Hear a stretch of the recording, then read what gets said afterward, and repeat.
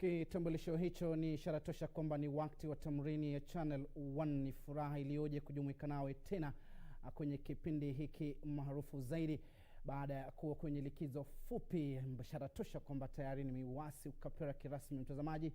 Nimerejea kwa kishindo kuhakikisha kwamba gurudumu hili katu haliendi segemnege, na natumai uliweza kumakinika alipokuwa akichukua usukani mwenzangu Gladys Mungai ambaye aliweza kuendesha kipindi hiki nilipokuwa kwenye likizo. Karibu kwa moyo mkunjufu. Tumekuandalia mengi kwenye Tamrini, ikiwemo swala zima la janga la COVID-19, hali halisi hapa nchini, kizingatia kwamba kuna mgomo ambao unanukia kutoka kwa chama cha Muuguzi hapa nchini kinachoongozwa na katibu mkuu wake Seth Panyako, na vile vile swala zima la ugavi wa mapato ambao vile vile umeibua zogo hapa nchini. Tutakuwa nazamia masuala haya. Nitakuwa nazungumza na Isaya Ogola ambaye ni muuguzi wa binafsi hapa katika gatuzi la Nairobi. Hali kadhalika Frank Swanya ambaye ni kiongozi wa vijana, alihudumu kwa wakati mmoja kama kiongozi katika chuo kikuu cha Egerton. Lakini mambo ya kwanza lazima yafanyike kwanza, tuangazie shajara ya wanahabari.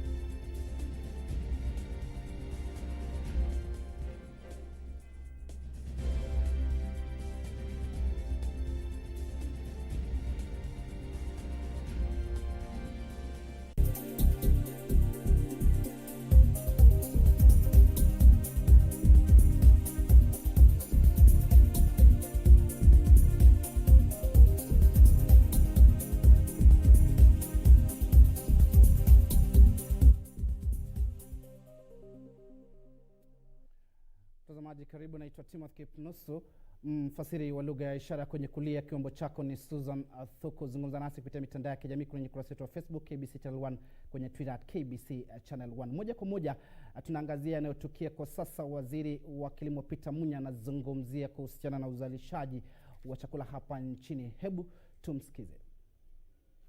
Seek permits when already the sugar is in the market or it's already here. So we put in regulation to ensure that it is just those quantities that are required for the market that are allowed into the market through a very rigorous process where the quantities are determined in advance and we don't overshoot the quantities that are required within the market. And that is the work of the regulator, who is SAFA, whom we have directed to strictly comply with the regulations. Yes? I think that's the other misunderstanding that is there. KTDA went to court to stop the committee that are appointed to help me work out other reforms, because the reforms are not just the regulations. There are many other reforms that are required in this sector. And this committee was an implementation committee that was supposed to support the minister, engage with the stakeholders and also support the implementation. They did not stop the regulations. The orders given were to stop the committee from doing its work. We have already gone to court to challenge those orders. So we believe a fair court is going to look into this matter and make sure that the committee is allowed to carry on with its work. So we challenge the orders. We think those orders are completely unreasonable. If somebody goes to court to seek orders to stop a committee and he says under certificate of urgency, I don't know why a court would give orders that operate between July, August and September if those matters were urgent. So it's curious that a court would handle a matter that is declared by whoever went to court as urgent and yet give orders that run up to September. Because matters that are declared urgent, and the court declared that matter as urgent, are supposed to be addressed expeditiously. So why a court would give 3 months for submission for submission by parties in the matter is curious. So it's a very strange orders, because matters that are urgent, and therefore once a court declares a matter is urgent, it's supposed to be handled on a day-to-day basis immediately after the party that has gone to court. So this particular court gave orders and said we give submissions, and then the court will express itself in September. Then how urgent is that matter? What motivated the court to give those orders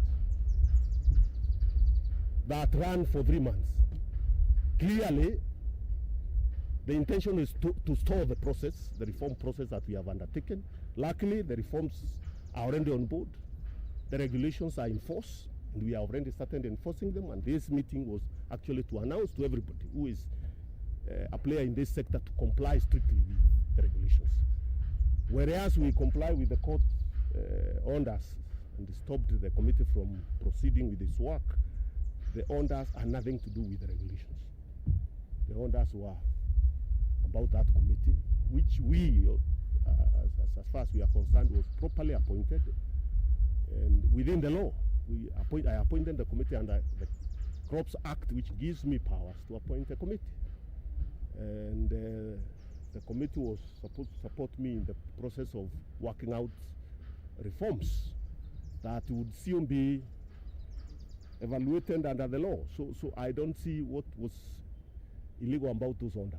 Indeed, a matter of that nature, I would have expected the court not to give ex parte orders, but to also require us to give our submissions before it gave the freezing order. So it's a curious process, and that's why we have said we would also like the courts to be sensitive to the needs of the Kenyan public. We have sometimes courts that operate as if they are not part of the society. I am sure every Kenyan knows the suffering that the tea farmers have gone through over the years, and I would expect the courts also to be supportive in terms of helping resolve the issues that are affecting the farmers, instead of continuing to support the status quo that has been abandoned on the tea, especially the small-scale tea farmer in this country. Be that as it may, we have complied with the court orders, but we are moving on with the reforms under the law as we wait for the court to give its ruling. Any other question? Thank you very much.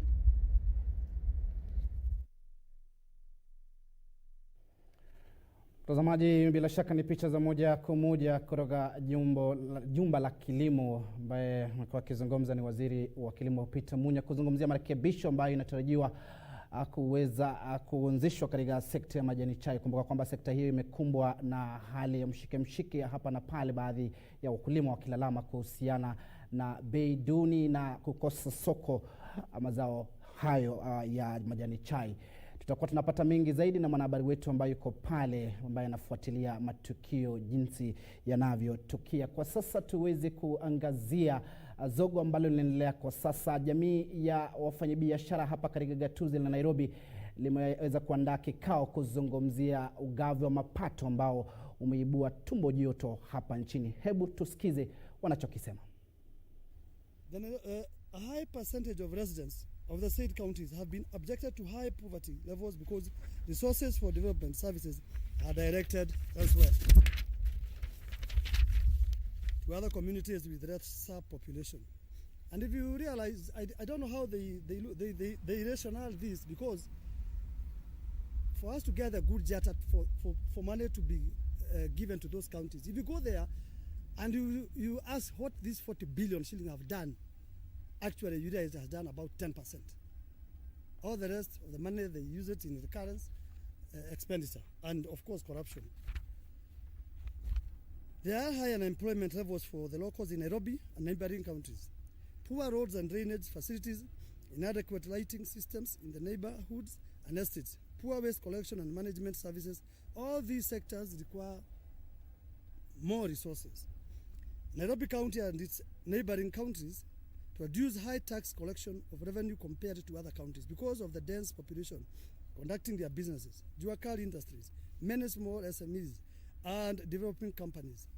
Therefore, in return, the said counties should receive an equitable share of the national resource, unlike the current uneven distribution. Collection of revenue is vital, which will result in economic development for the locals, co-funding development projects, hence an increasing need for the county government to collect revenue to face the increasing expenditures budgeted for, as well as promoting efficiency in service delivery. The Nairobi business community therefore urges the Nairobi County Senator, Honorable Johnson Sakaja, I understand these days is called Sarakasi, Honorable Sarakasi, to vote for the new revenue sharing formula. And this one does not only apply to Sakaja. We appeal to members of NASA who have agreed to work with the government, all the members of Jubilee Senate. We are expecting them to vote. Na mtazamaji, ni picha za moja kwa moja kutoka kwenye eneo la Sacred hapa jijini Nairobi. Ni chama cha wafanyabiashara hapa kwenye gatuzi la Nairobi ambao wanazungumzia ugavi wa mapato, wakionekana kuunga mkono kuhusiana na janga au swala hili la ugavi wa mapato. Bila shaka wamemsuta seneta wa gatuzi la Nairobi Johnson Sakaja kwa kuendelea kutoa wito kwa Wakenya au baadhi au maseneta kutopitisha mswada huo, hoja hiyo ambayo inapendekezwa na Irungu Kang'ata ambaye ni kiongozi walio wengi katika bunge la Senate. Kumbuka kwamba ni maoni yao na sio ya shirika hili la utangazaji la KBC kuhusiana na zogo hilo la ugavi wa mapato. Turejee hapa studioni kama nilivyodokeza hapo awali, mtazamaji, tutakuwa nazungumzia kuhusiana na swala hilo la ugavi wa mapato. Kumbuka kwamba mihemko za hisia zinaendelea kuibuliwa kutoka kwa viongozi kuhusiana na ikiwa serikali au maseneta wanastahili kupitisha hoja hiyo. Kumbuka kwamba watakuwa wanaweza kujadili hoja hiyo hapo kesho kuhusiana na ugavi wa mapato. Tutakuwa nazungumzia swala hilo. Niko na Isaya Ogola ambaye ni muuguzi, na vile vile kama nilivyodokeza nina Frank Swanya ambaye bila shaka ni mmoja wa viongozi wa vijana hapa kwenye gatuzi la Nairobi. Nianze na Isaya Ogola, manake uko kwenye mstari wa mbele katika kupambana na janga la COVID-19, na baadhi tu ya wale ambao wamekuwa wakishinikiza kuhusiana na ugavi wa mapato. Vile vile katibu mkuu wa chama cha Muuguzi Seth Panyako akisema kwamba wanahitaji fedha za kutosha. Na swala hili pengine wewe kama muuguzi ambao uko kwenye mstari wa mbele kupambana na janga unaliona kivipi? Kwa kweli wazo hilo linatuhusu sana sisi kama wauguzi, kwa sababu tuko katika mstari wa mbele, tunapitia hali ngumu, na wakati mwingine unapata kwamba ili kufika labda kazini kushughulika, kwa sababu unajitoa kwa hiari yako, kwa sababu pale unaenda kutana na mgonjwa, hujui hali yake kwa namna gani. Na sasa wakati kuna jambo ambalo tunahitaji jinsi ambavyo tunafikiriwa, kwa sababu upande kwanza wa mapato ni jambo la muhimu sana, kwa sababu hiyo ndio ni kitu kama cha kuonyesha pongezi kwa ile kazi ambayo tunafanya. Kwa sababu hali saizi si hali nzuri. Kwa sababu unapoenda nyumbani, umetoka kazini, umepitia hali ngumu, na pale nyumbani kuna watu ambao wanakutegemea. Na labda wewe ni mzazi, labda pia unashughulikia watu wengine. Kuna hali pia ya kujikimu siku hizi. Kuna mambo kama chakula, kuna kulipia nyumba, na mambo hayo saizi yamekuwa juu. Nauli imepanda, si kama zamani. Sasa wakati tunaona kwamba tuko katika pale, ni kama tuko katika janga, na katika janga hili unahitaji kitu ya kukusaidia, na jambo hili linatokana na mapato tunayopata. Sasa wakati tunapozungumzia kuhusu jambo hilo, kuongezwa kwa mapato au sisi kupata mapato hayo, ni jambo ambalo linatusaidia sisi binafsi. Pengine maoni yako ni yapi Swanya kuhusiana na swala hili la ugavi wa mapato? Okay, nashukuru sana kwa kunialika katika studio zenu hii leo. Maona yangu kulingana na magavi ya mapato ni kuwa nchi yetu ya Kenya is one country. Na sisi wote kile ambacho kinafaa kuwa Kenya, it's like ni kama keki, so kila mtu anafaa kupata equitable shares. Hiyo ni according to the chapter 12 ya constitution ya Kenya, inatuelezea kuwa county zote zinafaa kuwa allocated further equally unless the government decide ku allocate other resources to those county governments. So mimi kitu na suggest hii bill ya Irungu Kang'ata iweze kutupiliwa mbali, na kwamba na ikiwa ikiwa kama inaweza pita, then serikali kuja up na committee ambayo inaweza kushughulikia mambo na maendeleo kama vile barabara, because tukisema kuwa hii bill ipite, one man one vote one shilling, hiyo ina maana kuwa kuna watu wale wa Turkana huko, watu wa sehemu za Kisii, wao watabaki wakiumia, ilali hii Kenya sote tunaishi kama ndugu. Hayo ndio maoni yangu. Na pengine nikirejea kwako Isaya Ogola, umezungumzia vile swala hili na maoni pengine kuhusiana na alichokisema Swanya kwamba ugavi wa mapato unapotolewa au ukiweza kujadiliwa na wale maseneta waweze kuhakikisha kwamba serikali za county au county isikuwa ni kwamba wanachukua kwamba ni idadi ya watu, bali waangalie uchumi wa county binafsi, kama alivyodokeza hapo jana gavana wa gatuzi la Turkana ambaye vile alikuwa kwa wakati mmoja mwenyekiti wa baraza la magavana. Kwa mtazamo wako, tugawe pesa hizi au ugavi wa mapato uweze kuangazia kiwango cha uchumi wa county binafsi au idadi ya watu ambao wako kwenye county hiyo? Mimi ningesema kwamba kwa maoni yangu ingefaa sana kuangalia idadi ya watu. Kwa sababu ukichukua katika mfano wa kama hospitali, unapokuwa na sehemu ambayo kuna watu ni wengi, utahitaji kuwa na hospitali ambayo iko na hiyo uwezo wa kushughulikia watu hao. Kwa sababu hutachukua, labda tuchukue mfano kwa zile hospitali zile za chini, kwa kimombo dispensary, hutapatia dispensary fedha nyingi sana, ilhali labda kuna kama tuseme kama Kenyatta, uwezi patia sawa. Basi tutakuja basi pale kwa idadi, kuna labda counties nyingine ambazo watu ni wachache, alafu uhitaji wao pia ni mdogo. Sasa haitakuwa na jambo la maana kujaza pesa pande moja, na kuna wakati pale pengine ambapo kuna ule uhitaji. So tukienda pamoja na ile kadri ya idadi ya watu inaonyesha uhitaji, basi hiyo ni njia bora ya kufuata.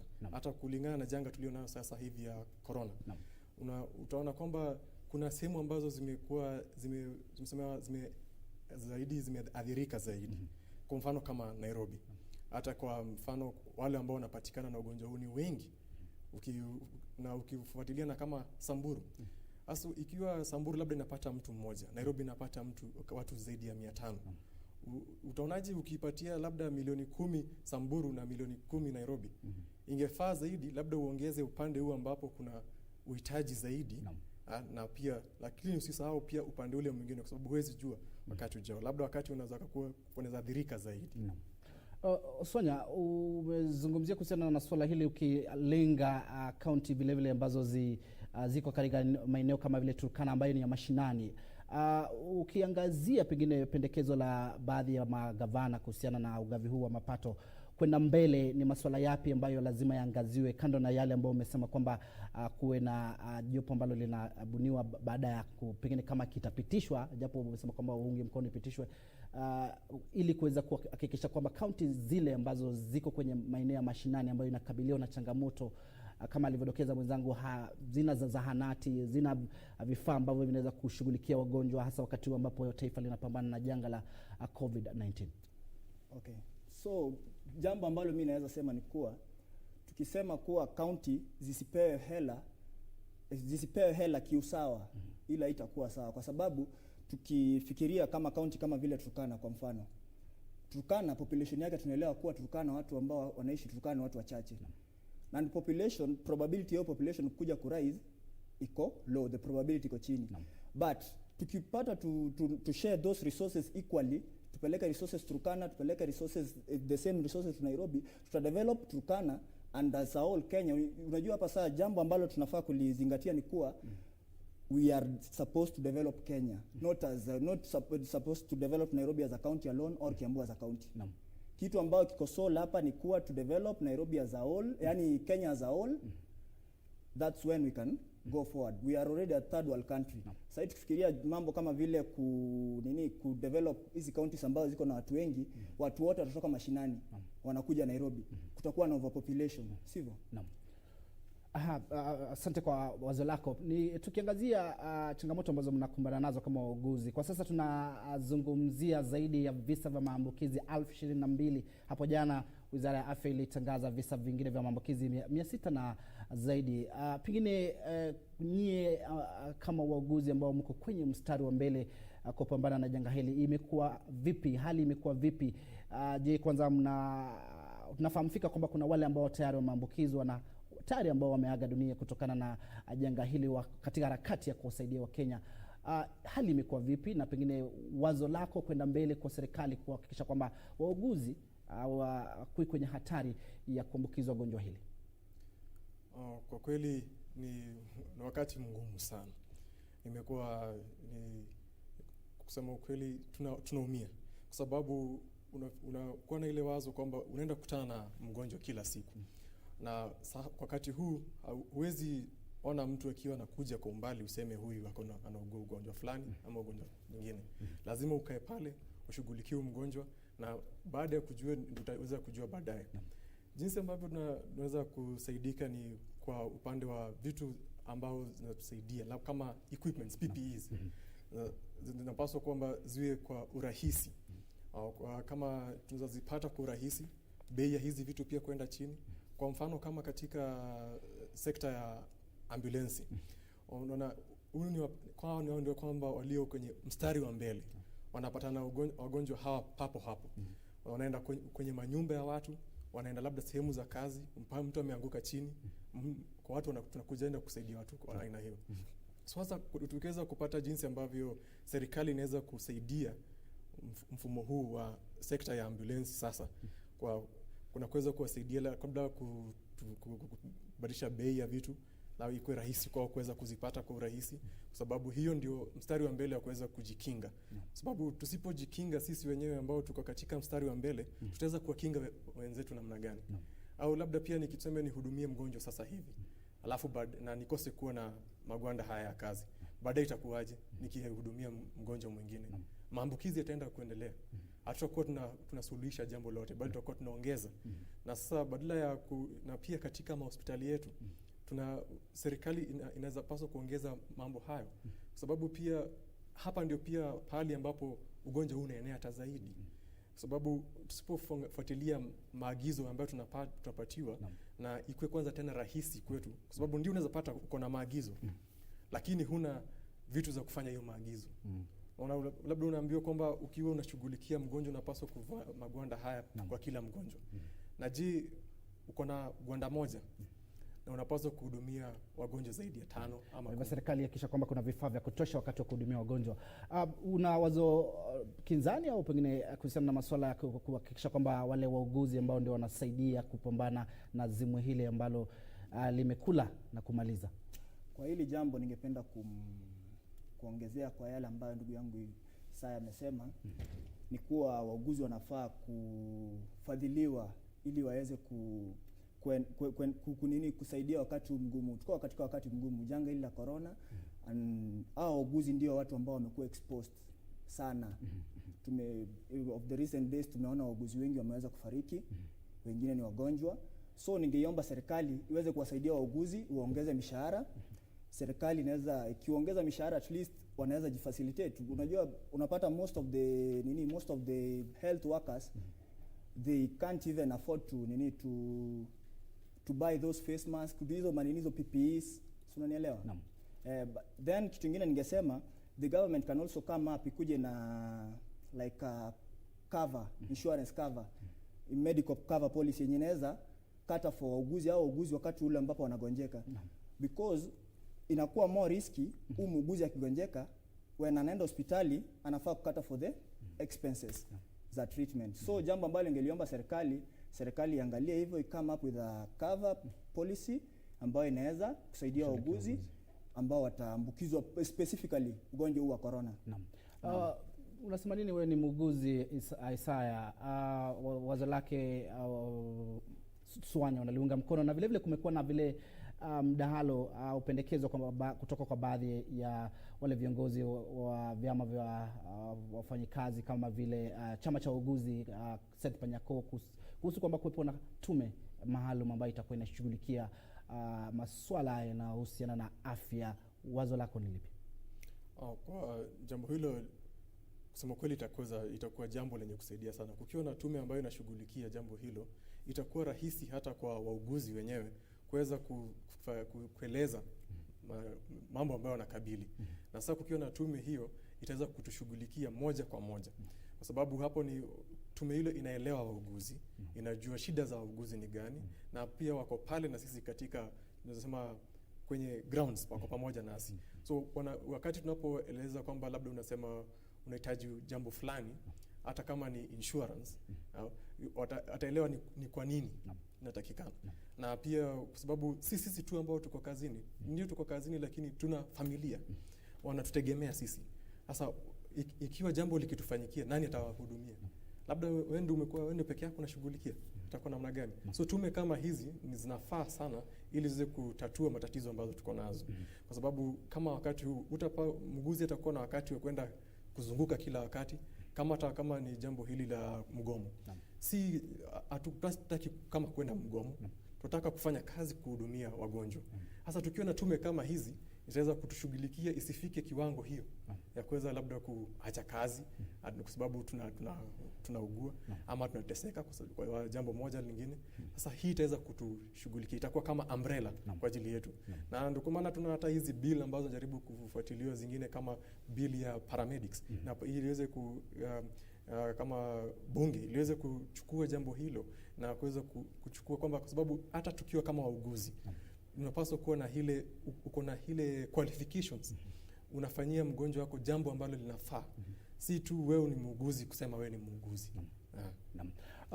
Swanya, kuhusiana na vile vile swala la umezungumzia mishahara, na kwa kweli kumekuwa na mapendekezo vile vile kuhusiana na kuimarisha mishahara kwa wauguzi na wale ambao wamekuwa kwenye mstari wa mbele. Kumbuka kwamba gavana wa gatuzi la Machakos Alfred Mutua aliweza kutoa ile pesa zaidi ya marupurupu kwa wahudumu wa afya katika gatuzi hilo la Machakos. Kwenda mbele itakuwa kwamba tuweze kufanyia marekebisho tume ya kutathmini mishahara yakikisha kwamba wauguzi wanalipwa pesa zaidi hata kuliko wanasiasa.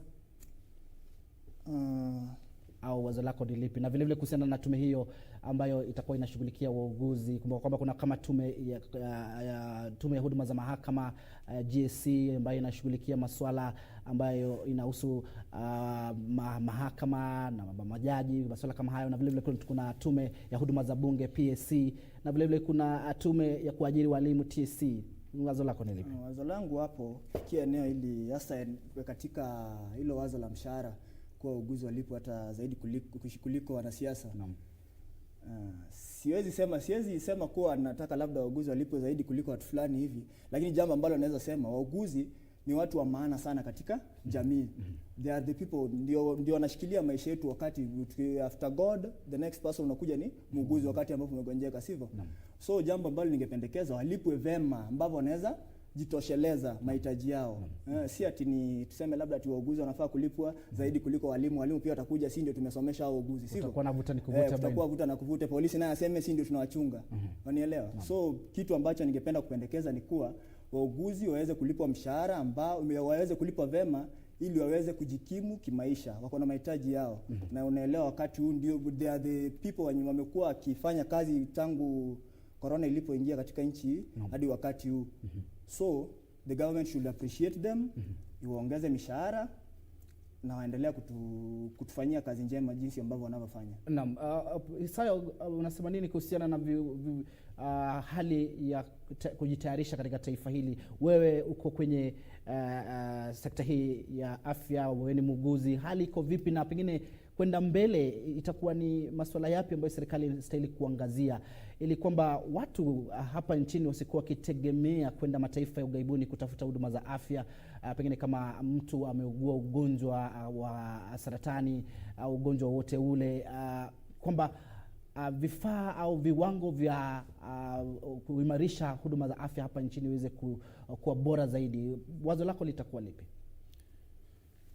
Katika hali hii, jambo la kwanza tunapoangalia mambo kama haya ni kwamba tunaangalia kwanza, je, tuko na hiyo uwezo? Naam. Alafu baada ya kuangalia kama tuko na uwezo, je, tuko na watu ambao wanaweza fanya jambo hili? Na katika watu hapa tunaongea kuhusu, tuko na wauguzi, tuko na the correct practitioners, kama ni watu ambao wanafanya kazi katika labs na mambo kama hayo. Je, tuko na watu wote? Ukiangalia tuko na mambo haya yote, kwa sababu ukiona hata kuna wauguzi ambao wanatoka kama nchini wanaenda nchi zingine kufanya kazi. Kwa nini? Tuko na wauguzi bora au madaktari bora na wako sawa kabisa katika kazi, wanachapa kazi vizuri. Sasa jambo hilo kwamba serikali kishaona kwamba iko na watu tayari, jambo la pili basi ni kuweza kuunga mkono hawa watu na kuwapatia zile dhana ambazo wanahitaji. Sasa kama zile equipments, na kwa sababu tayari tuko na sehemu nyingi sana, kwa sababu kama wakati huu corona ilipokuja, ni kweli ilikuja mara moja, hali ilikuwa inatazamiwa. Lakini ilipokuja hali ilikuwa namna gani? Tulingangana nayo. Na tunaona tuko na ile uwezo wa kungangana nayo. Sasa ili tuweze kusaidia Wakenya katika njia nzuri zaidi, ni kwamba wanapaswa serikali inapaswa kuingiza sasa mambo haya, kama ni hizo equipment, na kama ni kwa sababu upande wa ugatuzi isaidie sasa, kama ni hospitali kuongeza vitu ndani katika hospitali hiyo, na pia kuweza kusaidia ili tuweze na kwa wale wananchi wa chini. Kwa sababu kuna shida inatokea, labda kulipa mambo ya hospitali na mambo kama hayo. Ikiweza kusaidia wale kuimarisha bima ya afya pengine. Wakiwa katika hali hiyo, watakuwa na ile tuseme confidence ya kuja katika hospitali. Na wakikuja katika hospitali ama kukutana na watu ambao wako wauguzi, wanajua hawa ni watu ambao pia wako sawa kabisa. Sasa afadhali wasaidie hapo na waongeze infrastructure na capacities. Kama ni badala ya kusema kama county ikuwe na vitanda 300 ya ICU, tunasema inapaswa kuongezeka hiyo zaidi. Kwa sababu watu ni wengi. Naam. Swanya, una wazo lipi vile vile kuhusiana na swali hili? Maanake ukitizama mataifa ya ughaibuni pengine na uweke Kenya kwenye darubini, tuko wapi kama taifa kuhusiana na viwango vya afya au huduma zinazotolewa, na wazo kuhusiana na kugatuliwa kwa afya iwe katika katika inaweza kumudiwa katika serikali za county na sio serikali ya kitaifa? Naam. Kuhusu swala hili la kiafya, kama nchi Kenya tuko chini sana. Kwa sababu ukiangalia watu wengi hasa wale wagonjwa wa saratani hapo awali, si hata hapo awali, hadi sasa wakati wengi wao unapata wanaenda India, nchi za nje kwenda kutibiwa. Kwa hivyo hii inakuwa ni challenge kubwa kwetu sisi wa Kenya, kwa hasa ule Mkenya wa chini. Kwa hivyo Mkenya wa chini, tuseme Mkenya haizi hata jimudu kujimudu kimaisha. Kumwambia sasa aende nchi ya nje kupata matibabu inakuwa ni vigumu sana. Kwa hivyo jambo ambalo ningependa kuhimiza serikali ni kuwa wakati janga hili la corona limetupata, unaona ndio tunaongeza mavitanda kwa mahospitali, tunaongeza sijui we have added 200 beds, we have added 300 beds, na vile vifaa vya kusaidia kupumua, ventilators. What we need to do kama like what the government needs to do ni kuwa serikali ijenge hospitali. Unanielewa? Kwa sababu we have the doctors wako. Kuna wahudumu wengi, hata wengine hawana makazi. Hilo ndio jambo ningependa kuhimiza serikali yetu invest in healthcare. Na kuhusiana na kupambana na janga hili, pengine Ogola, una wazo lipi? Kumekuwa na pendekezo kwamba ile kuhakikisha kwamba nyumba baada ya nyumba ile wanayoita home care inaweza idhinishwa ili kwamba kuweza kupambana na janga hili. Wazo lako ni lipi, na wewe kama muuguzi, swala hili litaweza kufaulu katika kuweza kudhibiti visa hivi vya maambukizi? Kwa kweli jambo hilo litaweza kusaidia, kwa sababu ukiangalia hiyo home care ni jambo rahisi zaidi, sababu sasa ni ile kila kitu inafanyikiwa, mgonjwa anahudumiwa akiwa kwake nyumbani. Kuna mambo ile ya privacy, anakuwa na ile pia na ile confidence ya kuweza kueleza mambo yake vizuri. Alafu sasa pale nyumbani pia hata kuwa na ile uoga jinsi ambavyo, kwa sababu corona saizi watu wengi wako katika, tunasema tuko katika panic mode. Sasa mtu hajui akienda hospitali nitapata, ama mtu akiwa nyumbani asikia amekohoa kidogo niko na corona. Nikienda pale hospitali nilisema niko na joto kidogo nitaenda quarantine. Lakini sasa unaona akifanywa ile home care atakuwa na ile uwezo wa kusema hali jinsi ilivyo, na pia pale home care ataweza kushughulikiwa kwa sababu ni wale wauguzi watakuja pale nyumbani na watamshughulikia pale nyumbani. Sasa kwa sasa serikali inapaswa pia iangalie jinsi hiyo inaweza kusaidia jinsi gani, kwa sababu kuna upande wa private sector ambayo imeanza kujaribu kufanya mambo kama haya, ambao kama hata sisi tunajaribu kufanya hivyo, tunaenda kushughulikia wagonjwa wetu pale, tuwasaidia ili wasiweze kuja na wasisumbuke, sababu pia pale unataka pia mgonjwa kuwe na ile comfort, anajihisi huru, anajihisi yako sawa, na anajua kwamba mambo yake itakuwa sawa. Una wazo lipi kuhusiana na swala hili la kushughulikia wagonjwa pale nyumbani na kuhakikisha kwamba masuala yao ya kiafya yanaweza kudhibitiwa ili kwamba isiwe kwa umma? Swala hili la home care mimi siliungi mkono. Kwa sababu tunavyoelewa ni kuwa ugonjwa huu wa corona ni ugonjwa ambao umekuja. Ni ugonjwa, it's a new disease. Hatujauelewa vyema. Kwa hivyo unaona kama with the living conditions zenye Wakenya tuko nao, chukulia kwa mfano vile Mathare. Kuko congested. Unapata mtu nyumba anaishi, nyumba ni single room, si ndio? Next hapa ndio jirani, kitanda iko hapo karibu na jirani mwenzake. So itakuwa vigumu kusema kuwa ati huyu jirani mmoja ambaye yuko nyumbani kwake hata muambukizo jirani ambaye yuko nyumbani kwingine. Mi jambo ambalo ningesema ni kuwa serikali itafute njia ambayo inaweza kuwasaidia Wakenya, ifanye adequate training. Unajua hata our health workers wako at risk because they don't understand this disease even ile we can say that fully. They have knowledge of the disease, lakini ni ile hawajaielewa kabisa. Manake ni mpya. Ni ugonjwa mpya. Kwa hivyo itakuwa vigumu sana. Chukulia mfano wauguzi wetu na hawajauelewa ugonjwa vema. What about the normal mwananchi yule ambaye yuko kijijini? Itakuwa vigumu sana yule mwananchi ambaye yuko mashinani kufanya hiyo home care. Because with the nature ambayo ya maisha yetu ambayo tumezoea, we are people wenye tunapata tuna interact sana. Unanielewa? Pengine ameweza kutaja swala muhimu zaidi, wewe kama muuguzi na vile kuhusiana na ile kiwango cha wale wauguzi kuwa na ufahamu kuhusiana na jinsi ya kukabiliana na wagonjwa ambao wameambukizwa na gonjwa hili. Je, pengine kwanza visa hivi vya maambukizi na hata vifo ambavyo vimetokea kutoka kwa wauguzi, inamaanisha kwamba kuna baadhi ya wale ambao wako na ufahamu wa jinsi wa kukabiliana na au kuhudumia wale wa Kenya wagonjwa ambao wamekuja kwenye vituo vya afya na wanastahili kuhudumiwa. Pengine ni swala la mafunzo hayatolewa vema ili kuweza kuhakikisha kwamba visa hivi havisambai au vipi? Tueleze kama muuguzi ambaye huko pale katika harakati ya kupambana na janga hili. Kabla sijafika katika sehemu hiyo, ningependa kwanza kuweza kumweleza jambo moja kuhusiana na hili wazo la home care. Wajua kwa sasa kwa nini tunafikiria hata wazo hilo? Ni kwamba upande wa hospitali tunapata hospitali kwamba zimejaa. Unaona? Na tukumbuka si corona peke yake ambayo tunashughulika nayo. Na tusiweze kuweka tu kichwa yetu katika pale corona. Kuna magonjwa mengine ambayo yako sasa na ambayo ni mengi sana. Na sasa wagonjwa hapa wanahitaji bado hile kuhudumiwa. Na sasa tukiweka tu wazo katika, ukisikia home care unafikiria ni corona peke yake. Hapana. Kuna yale magonjwa ambayo tunaweza kushughulikia mgonjwa akiwa nyumbani. Na ambao sasa kama vile virusi vya ukimwi, anaweza pata na dawa pale. Kama kuna wale community health workers wanaweza fanya mambo kama hayo, na wanaweza fika pale kijijini pale, kama hapa sehemu za Mathare nini hapo, wanaenda kule, wanaweza kushughulikia hawa, sababu unaona hawa ni wale ambao watu wako in high risk. Wakikuja labda katika hospitali wanakuwa katika hali mbaya zaidi. Alafu kurudi katika wazo ambao ulikuwa unasema kuhusiana na mafunzo. Na kwa nini janga hili labda linapata hata wauguzi. Kusema kweli sisi wote ni binadamu.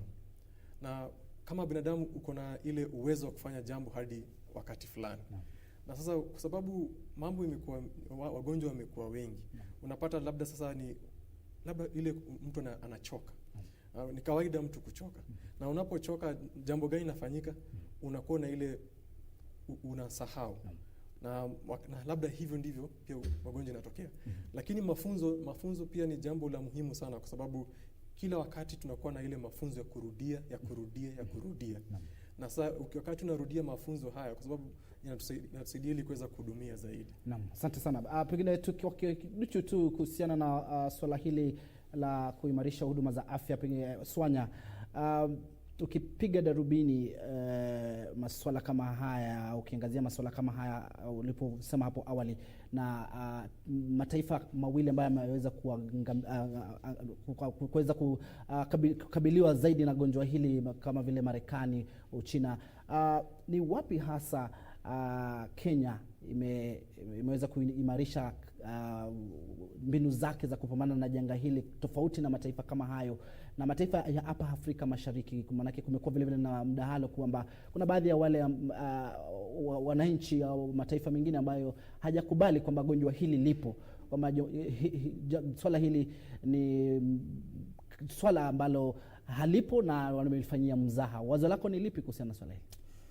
Kuhusiana na swala hili ni kuwa nchi yetu ya Kenya imejaribu vilivyo kupigana na janga hili la corona. Hasa tukiangalia katika kaunti ya Nairobi, tukiangalia gavana wetu, Gavana Mike Mbuvi Sonko, tumemwona amekuwa katika mstari wa mbele kupigana na janga hili. Amekuwa akisaidia in fumigation, amekuwa akisaidia wananchi wakati wa janga hili, akiwasupport, akapatia vyakula na matumizi yao. Kwa hivyo jambo ambalo ningependa kusema ni kumpongeza kwanza gavana wetu wa Nairobi, Gavana Mike Mbuvi Sonko, kwa kusaidia Wakenya na watu wa Nairobi kwa ujumla. Alafu pia nimpongeze rais wetu kwa sababu amekuwa katika mstari wa mbele kupigana na janga hili. Tumemwona rais amekuwa give out press conferences kutuelezea jinsi ambavyo nchi inaendelea. Tumekuwa tukimwona CS wetu. Asante. Naarifu muda umetupa kisogo. Mtazamaji, kufikia hapo tuna la ziada ila kutamatisha Tamrini Channel 1. Nimekuwa nikizungumza na Frank Swanya ambaye ni kiongozi wa vijana, na kwa wakati mmoja alihudumu kama kiongozi wa wanafunzi katika chuo kikuu cha Egerton. Na vile vile nimekuwa nikizungumza na Isaya Ogola ambaye ni muuguzi ambaye vile vile anashughulikia masuala ya kidharura katika mojawapo ya hospitali hapa kwenye gatuzi la Nairobi. Asante sana kwa kuweza kutuma jumbe zako au ujumbe wako mtazamaji. Pengine niangazie moja tu, anaitwa Emmanuel Sirma kutoka Naro Kabuson, ametuma ujumbe, anatizama na furahia kipindi. Watu hao wote sitaweza kusoma. Kuna mwingine Victor Otende na Joseph Omuka, asante sana, wanatizama Tamrini. Kufikia hapo kama nilivyosema, nasema asante sana kwa kutizama. Naitwa Timothy Kipnusu, mfasiri wa lugha ya ishara. Amekuwa Susan Thuku. Asante sana kwa kutizama. Usukani kwa sasa na wacha kwake mwenzangu Bentro Enjoy akufahamisha yanayojiri katika taifa hili na mataifa ya ughaibuni.